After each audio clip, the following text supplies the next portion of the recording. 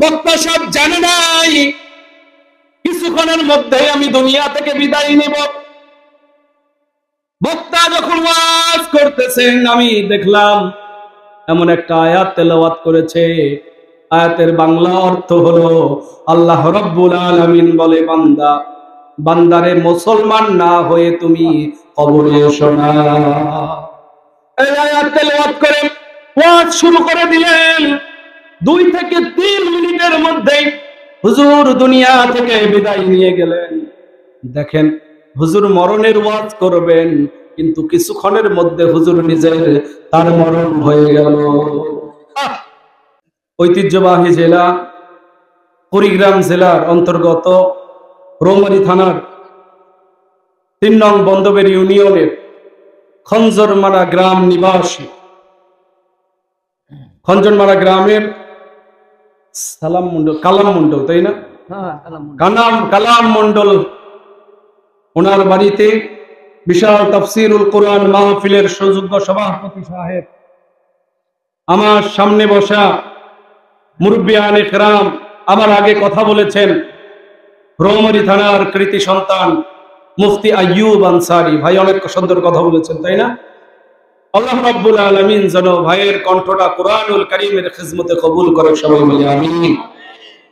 কলিজার টুকরা যুবক ভাইরা, স্নেহের কচি এবং গাচারা, পর্দার আড়ালের অবলা সরলা আমার সতী ও সাধবী মা ও বোনেরা, সবার প্রতি আল্লাহ রাব্বুল আলামিনের করুণা কামনা করছি। সালামের মাধ্যমে সবাই কৃপণতা ভুলে গিয়ে কণ্ঠে শক্তি নিয়ে সালামের আওয়াজ দিবেন, আসসালামু আলাইকুম ওয়া রাহমাতুল্লাহি ওয়া বারাকাতুহু। সম্মানিত হাজিরিন, কেমন আছেন আপনারা? আল্লাহ আপনাদের ভালো রেখেছেন তো? নিয়ামত আল্লাহ রাব্বুল আলামিনের বিশাল একটা ব্যাপার। আল্লাহ রাব্বুল আলামিন কোরআনুল কারীমের মধ্যে বলেন, লা ইন শাকারতুম লা আযীদান্নাকুম ওয়া লা ইন কাফারতুম ইন্না আযাবী লাশাদীদ। বান্দা, তোমাকে যতটুকু নিয়ামত দিয়েছি অতটুকুর শুকর আদায় করো। যদি নিয়ামতের শুকরিয়া আদায় করো, আমি আল্লাহ রাব্বুল আলামিন তোমাদের নিয়ামতকে বাড়িয়ে দেব। সুবহানাল্লাহ। বান্দা, আর যদি নিয়ামত পাওয়ার পরে শুকরিয়া আদায় না করো, নাফরমানি করো বান্দা, তাহলে তোমার 3.5 হাত বডি থেকে তোমার যাবতীয় নিয়ামত থেকে যত নিয়ামত তোমাকে দিয়েছি, এই নিয়ামত গুলো থেকে একটা একটা একটা করে নিয়ামত গুলোকে আমি ছিনিয়ে নিব। শুধু তাই নয় বান্দারে, তোমাকে শক্ত আযাব দ্বারা আমি পাকড়াও করব, শক্ত আযাব দ্বারা গ্রেফতার করব না। এই জন্য সম্মানিত হাজিরিন, আলোচনার শুরুতেই আমরা আল্লাহ রাব্বুল আলামিনের শুকর আদায় করে নিচ্ছি, পড়ে নিচ্ছি আলহামদুলিল্লাহ। হায়াতের মালিক কে? মৌতের মালিক কে? রিজিকের মালিক কে?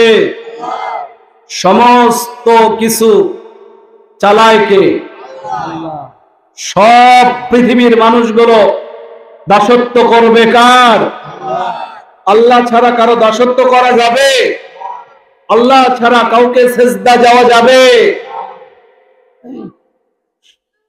দরুদুস সালাম বিশ্ব মানবতার দিশারি, মুক্তির কান্ডারি, সাইয়্যিদুল মুরসালিন, সাইয়্যিদুল কওনাইন, খাতামান নবিয়্যিন, মরুর দুলাল, আকায়ে নামদার, তাজদার মদিনা, দুলাল আমিনা, আহমদ মুস্তাফা, মুহাম্মদ মুস্তাফা, যিনি হলেন সমস্ত নবীদের নবী, সমস্ত লিডারদের মহালিডার, সমস্ত রাজনীতিবিদের মহারাজনীতিবিদ, সমস্ত শিক্ষকদের মহাশিক্ষক, সমস্ত বিজ্ঞানীর মহাবিজ্ঞানী, সমস্ত দার্শনিকের মহাদার্শনিক, আপনার নবী আমার ধনী, যিনি দুনিয়াতেও আপনার নেতৃত্ব দিয়েছেন, কাল কিয়ামতের ময়দানে, হাশরের ময়দানে, মুসিবতের ময়দানে আপনার আমার নেতৃত্ব দিবেন, তিনি হলেন মুহাম্মদুর রাসূলুল্লাহ।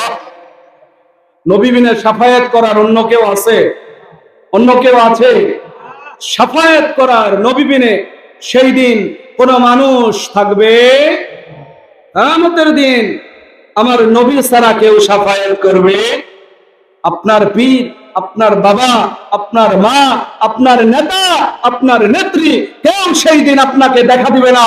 শুধুমাত্র কিয়ামতের ময়দানে আল্লাহ রাব্বুল আলামিন আপনাকে সুপারিশ করার, রাসূল সাল্লাল্লাহু আলাইহি ওয়াসাল্লামকে সুপারিশ করার অনুমতি দিবে। আপনাকে যদি উম্মত হিসেবে পরিচয় দেয়, আপনার কপাল ভালো। উম্মত হিসেবে যদি পরিচয় না দেয়, আপনার কপাল খারাপ। আপনার জন্য জাহান্নাম রেডি হয়ে আছে। কথা বলেন ঠিক কিনা? তাই না? সম্মানিত হাজিরিন, তাই দাসত্ব করতে হবে কার?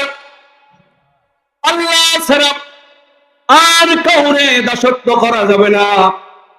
মরণ তো কোন সময় আপনার মাঝে চলে আসবে কেউ জানি না।